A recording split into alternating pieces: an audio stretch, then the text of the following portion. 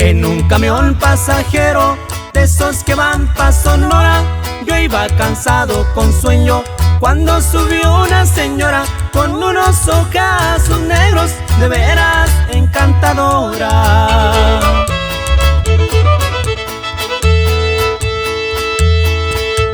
Por ahí llegando a Los Mochis, yo le di buenos modales. Le pregunté de dónde era, me dijo que de Nogales, que iba para Magdalena a visitar a sus padres.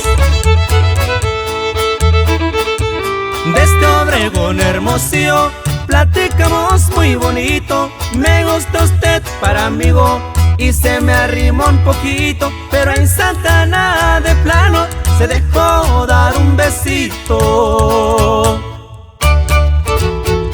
¡Ánimo, compa Nueve Valle! Y hasta mero María de la Torre nos vamos. ¡Échele! ¡Échele! ¡Échele! ¡Échele!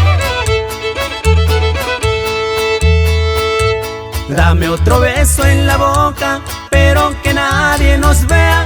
¿Qué importa si aquí es Caborca, Agua Prieta o Cananea? Iba para Magdalena, ahora voy pa' donde sea.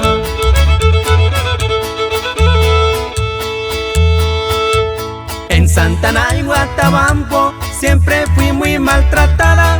Si no me ha querido tanto, no me trajera abrazada. A usted lo mandó algún santo para que yo la encontrara. Guaymas y Puerto Peñasco, no crean que los he olvidado. Es que durmió entre mis brazos en San Luis Río Colorado, y al cantarle a sus ojazos le canto a su lindo estado.